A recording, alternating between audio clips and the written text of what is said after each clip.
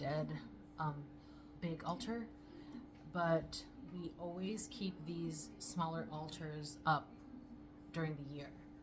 But when we're going to set up a Day of Dead, we bring these down and then we make a bigger altar and then we add all these items to that altar. So that's what we're going to be doing, removing the items from this one and cleaning the surface, but moving these onto my table, my kitchen table over there, to prepare them for their bigger altar, which is going to go up there.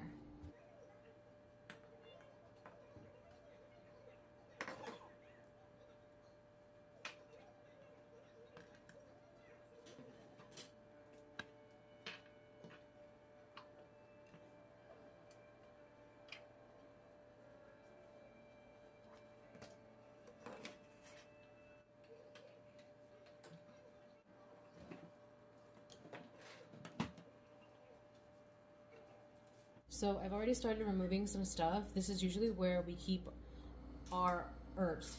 So all of the herbs that we use to formulate or make recipes, yeah.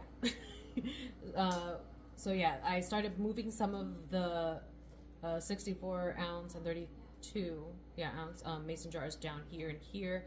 I have some other ones on our table below that, and I'm gonna finish removing these remainder objects because we're gonna be setting the altar up on these two shelves. It might be a bit ambitious because I don't know if we're going to be adding more things to the altar. I don't know if we need that much space, but we also do have a lot of flowers that we purchased, and we didn't add our food offerings to that setup, so maybe it makes sense to have more space, so we'll see. Okay, I'm kind of short, so I'm gonna need my sister to get those for me. I think she's tall enough, and then we'll have that clean.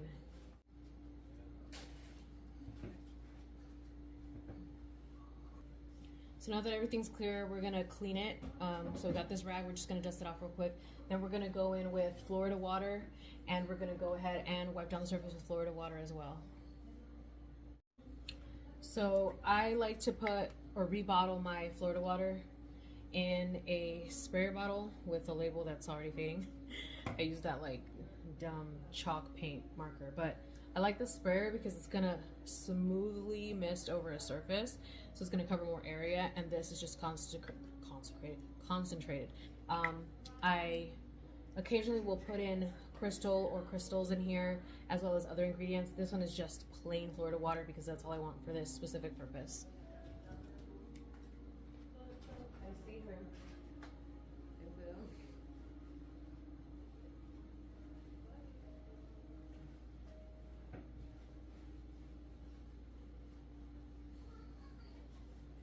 Separate from like my grandparents and then my uncle.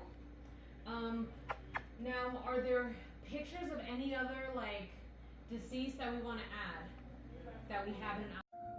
So we're done. Just kidding.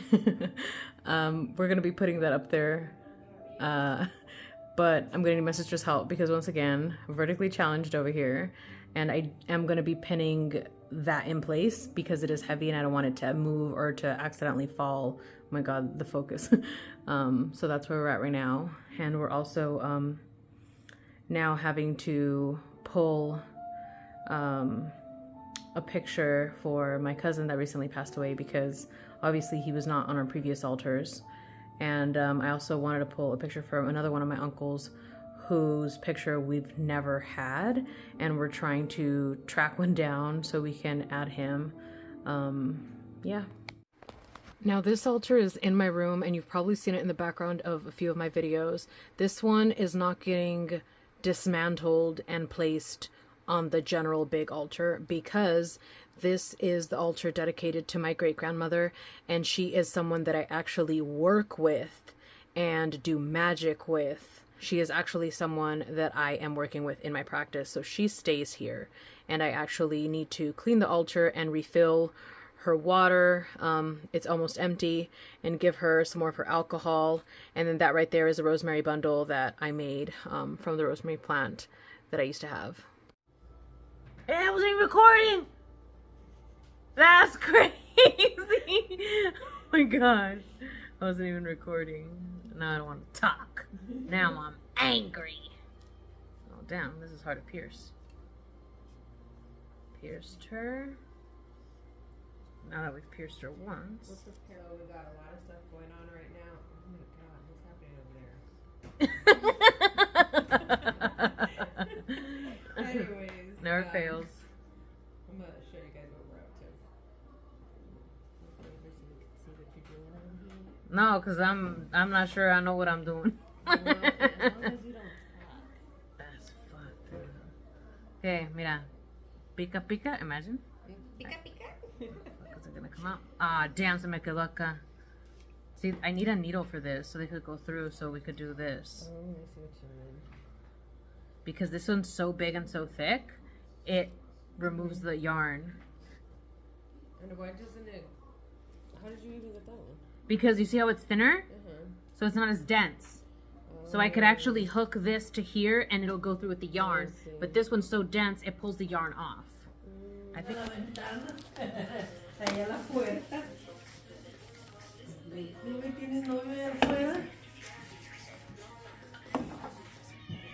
Hey!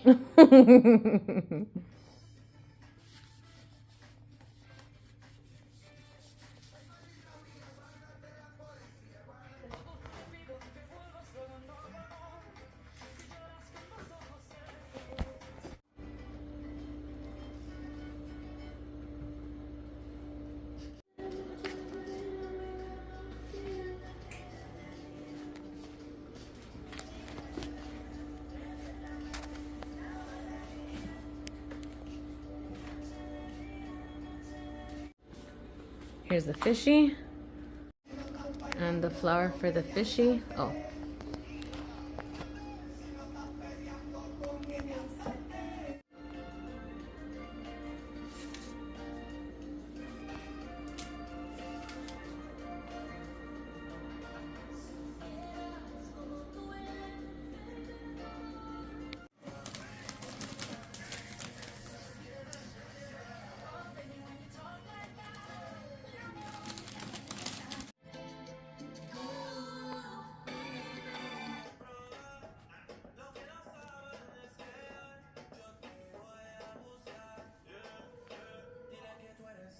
I do like better.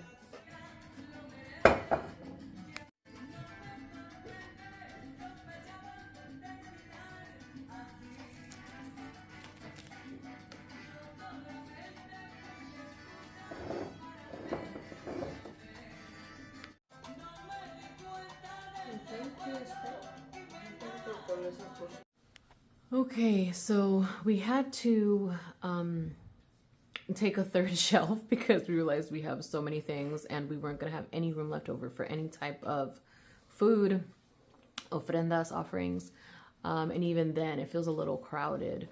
So maybe in the future we might take up the whole thing, but I really like the way it turned out. We're still looking for a few pieces that we want to add that we can't find, but this is pretty close to the final product, and I will make a video of what it looks like when all the candles are lit and we have them in place.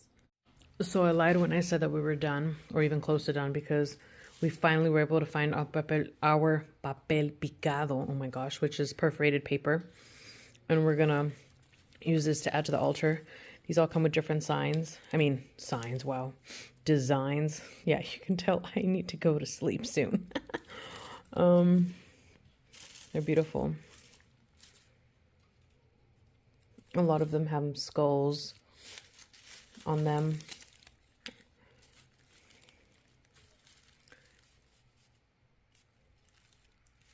There's even some crosses involved. And putting up crosses makes sense in this instance for us because a lot of our deceased were Catholic or Christian, and they messed with the cross heavily, you know what I'm saying?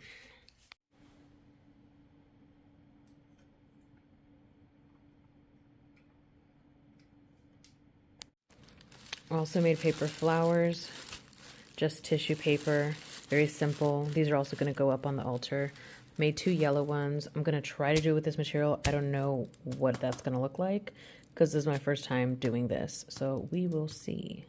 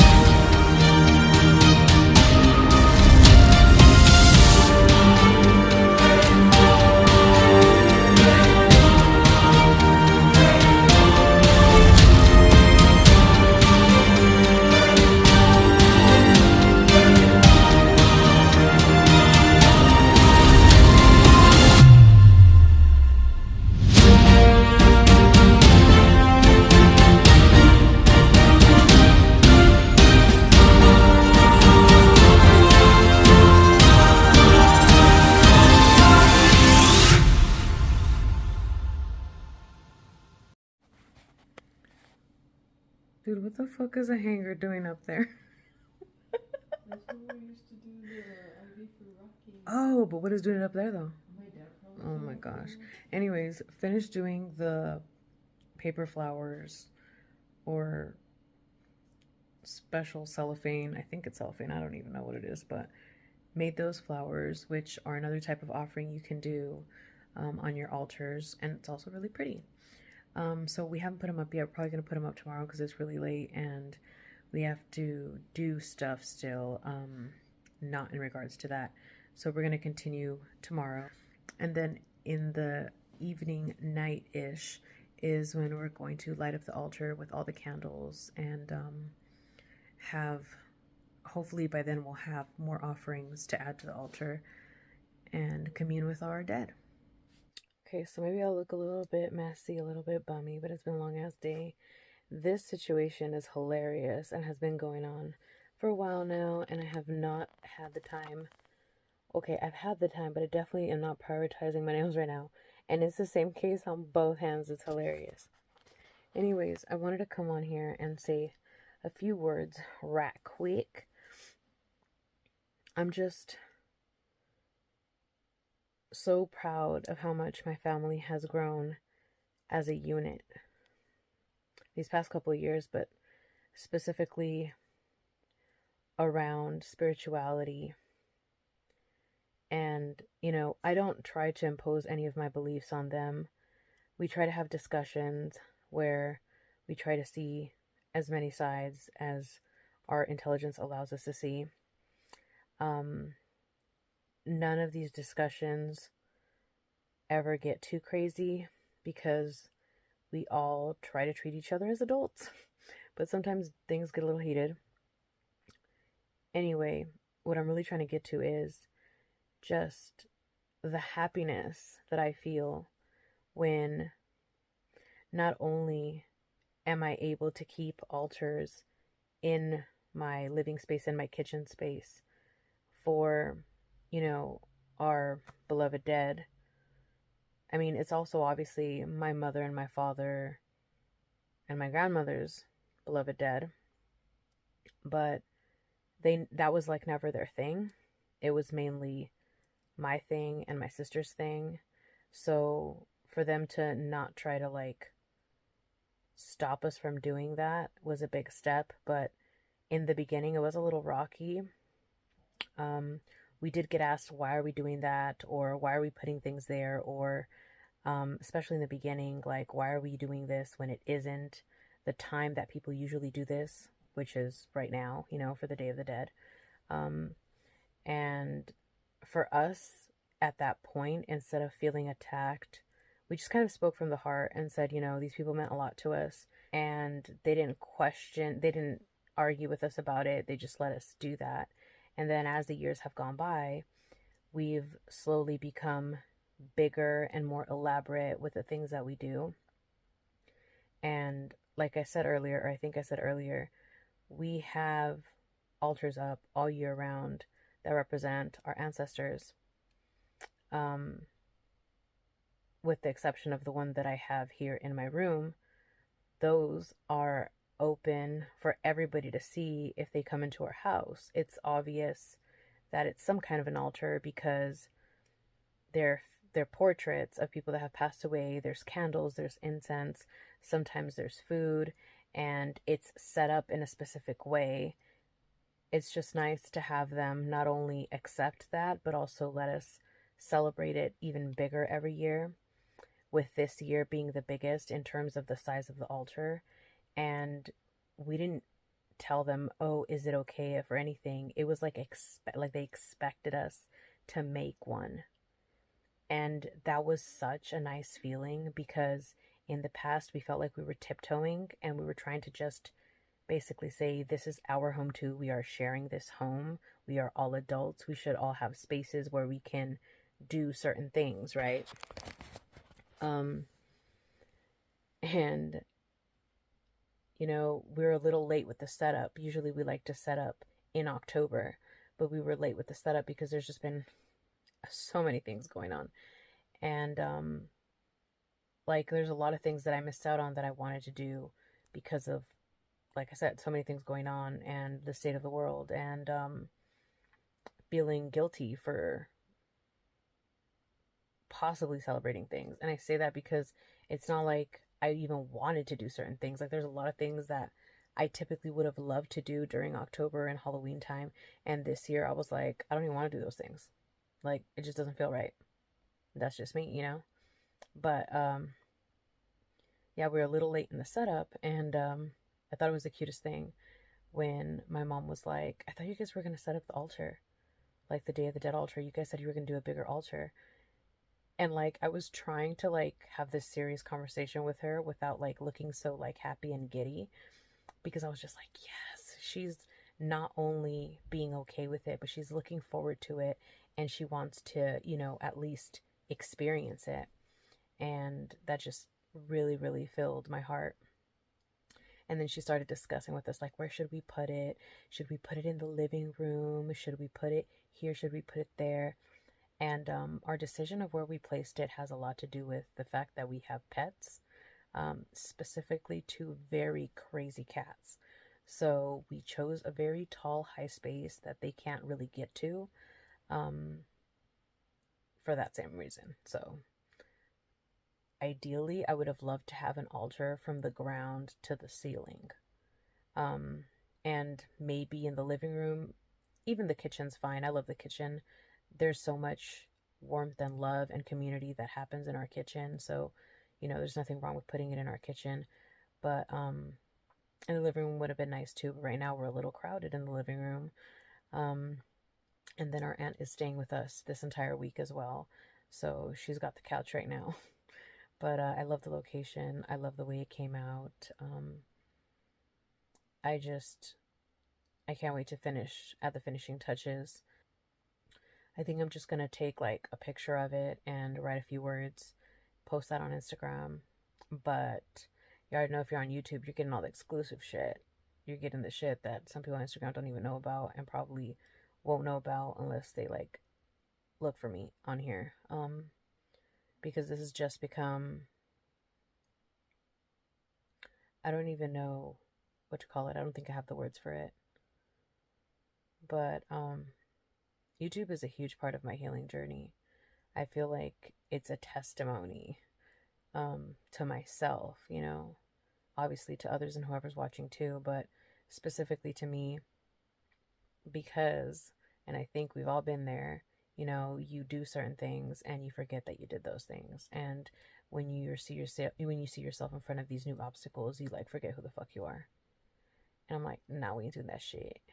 Also, I have been wanting to make, and I don't even know if I said this in another video or not, or maybe it's in like one of the videos that I have archived of content that I've been sitting on because everything else has been going all over the place.